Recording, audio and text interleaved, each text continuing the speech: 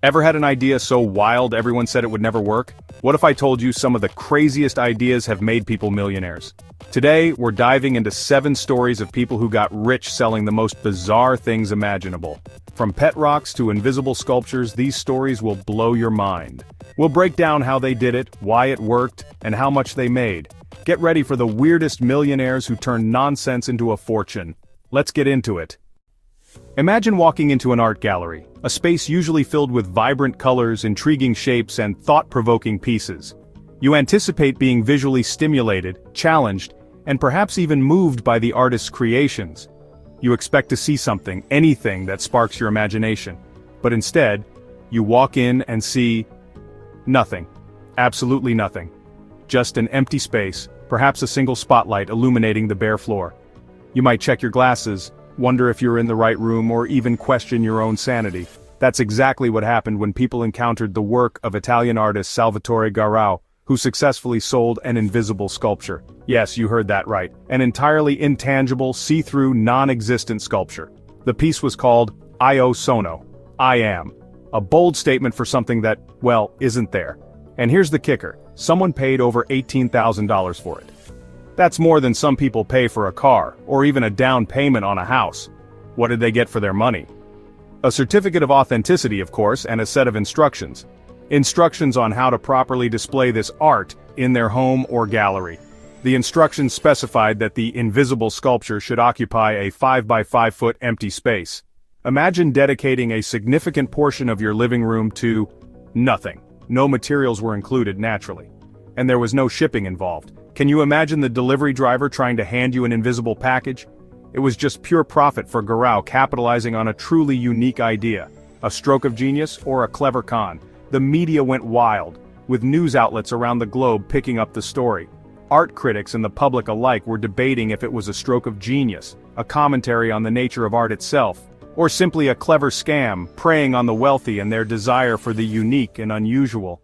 But that debate, the very act of questioning its validity and meaning, is arguably what made it so valuable. The conversation it sparked, the questions it raised. In the end, the story became the art. The narrative surrounding the invisible sculpture became more compelling than any physical object could ever be.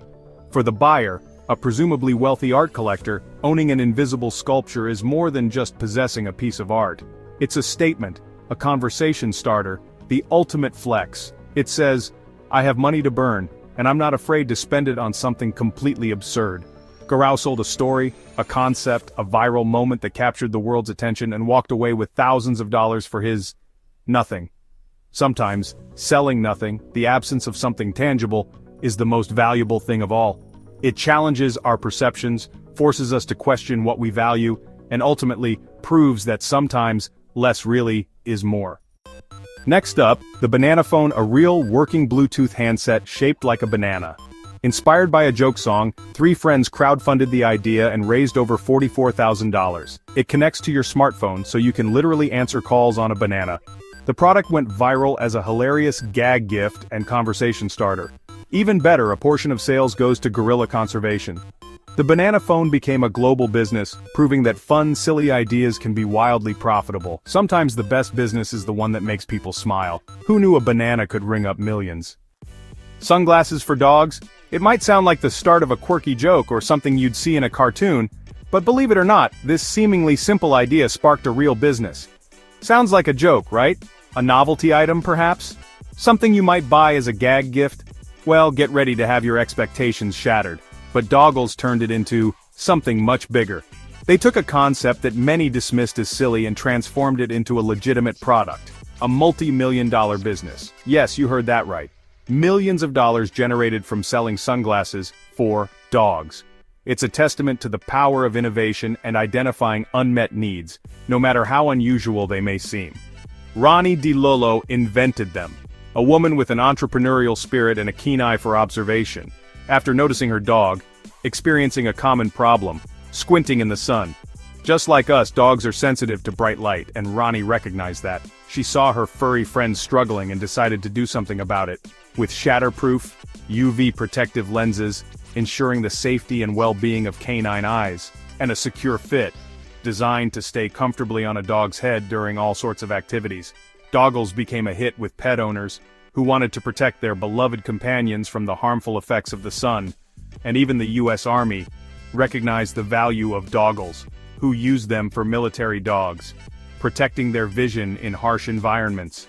Media coverage exploded once the world caught wind of this unique and innovative product, and soon, dogs everywhere were rocking shades. Doggles became a fashion statement, a symbol of pet owner dedication, and a testament to the power of a simple idea. Doggles proved that solving a niche problem, dog eye protection, could be a lucrative and rewarding venture, could create a global craze. Who would have thought that dog sunglasses would become such a phenomenon? Millions of pairs sold in over 16 countries, proving that good ideas can transcend borders and cultures. Sometimes the weirdest ideas are the ones that stick. They capture our attention, solve a problem, and fill a need we didn't even know we had. All it took was a dog, a frisbee, and a little sunlight to spark an idea that would change the way we think about pet accessories forever. So, next time you see a dog rocking a pair of shades, remember the story of Doggles and the power of thinking outside the box. What if you could sell ad space on your forehead? That's what Andrew Fisher did in 2005. He auctioned off his forehead for a temporary tattoo ad, and SnoreStop paid $37,375 for 30 days of prime face real estate. Fisher became a media sensation, and SnoreStop got millions in free publicity. The stunt inspired copycats and became a legendary internet moment. He didn't invent a product, he sold himself as a billboard. Sometimes the best marketing is just being willing to look ridiculous. Fisher turned his forehead into a goldmine. Would you do it for the right price?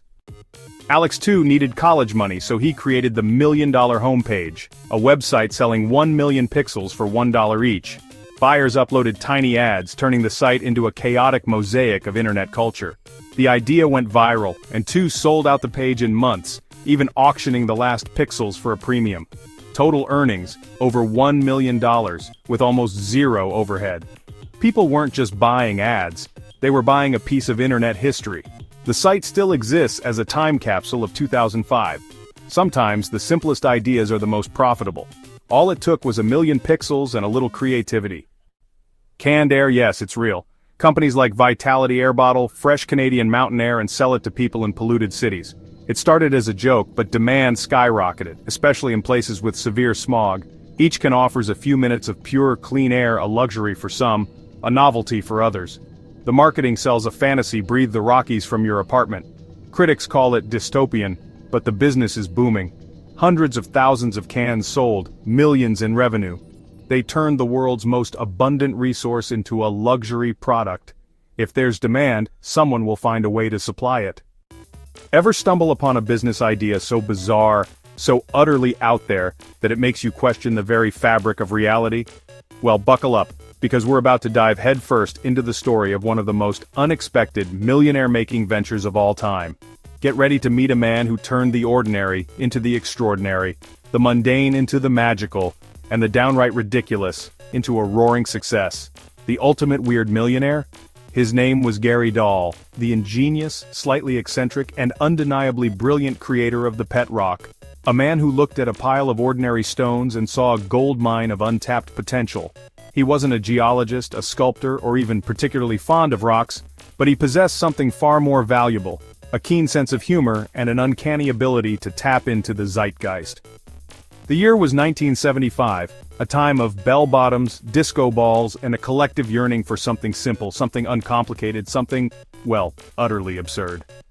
Gary, in a stroke of pure comedic genius, decided to package smooth, ordinary stones. Not just any stones, mind you, but carefully selected, perfectly palm-sized rocks, ready to become the ultimate low-maintenance companion. But the magic wasn't just in the rocks themselves, it was in the presentation. He nestled these geological wonders in custom-made pet carriers, complete with air holes for, well, breathing. And to complete the package, he included a hilarious instruction manual, a tongue-in-cheek guide to caring for your new inanimate friend. This wasn't just a product, it was an experience, a joke waiting to be unleashed. The joke caught on, like wildfire. People were instantly captivated by the sheer absurdity of it all. The pet rock craze swept the nation, and before anyone could quite grasp what was happening, people bought over 1.5 million pet rocks. It was a frenzy, a phenomenon, a testament to the power of a well-executed gag. And at $4 each, those rocks started adding up. Gary Dahl, the man who dared to sell the unsellable, became a millionaire. His bank account swelled, his fame skyrocketed, and his place in the annals of quirky entrepreneurship was forever secured. And the truly mind-boggling part? This all happened in just 6 months, a whirlwind of rock-fueled madness that defied all logic and reason. All from selling rocks. Simple, unassuming, utterly ordinary rocks. Rocks that cost him pennies to acquire. The profit margin was, shall we say, astronomical. The genius wasn't in the rock itself, but in the story. The narrative he crafted around this humble object, and the packaging, the presentation, the entire experience was meticulously designed to amplify the humor and absurdity. It was never about the product. It was about the joke, the shared experience, the feeling of being in on something silly and fun. The pet rock became more than just a toy. It became a cultural phenomenon, a symbol of 70s silliness and a reminder that sometimes the best ideas are the ones that make you laugh. It was a marketing masterclass, a case study in how to turn the mundane into the magical, the ordinary into the extraordinary. Dahl proved that you don't always need a groundbreaking, life-altering, incredibly useful product to achieve success. Sometimes all you need is a great story, a dash of humor, and a whole lot of chutzpah. He didn't just sell rocks, he sold humor in a box, a moment of levity in a world that often takes itself too seriously. And in doing so, he made a fortune. Proving that sometimes, the most unexpected paths lead to the greatest rewards. So, the next time you have an idea that seems a little out there, a little too silly, a little too ridiculous, remember the story of Gary Dahl and the pet rock. Because sometimes, the dumbest idea is the most brilliant. The one that changes everything. The one that turns rocks into riches. There you have it. 7 millionaires who cashed in on ideas that sounded insane. They sold stories, jokes, and moments people wanted to be part of. In a world full of complexity, sometimes the simplest, silliest ideas win. Maybe your dumb idea just needs the right story or timing. Never underestimate the power of fun and creativity. Which weird millionaire was your favorite? Let me know in the comments.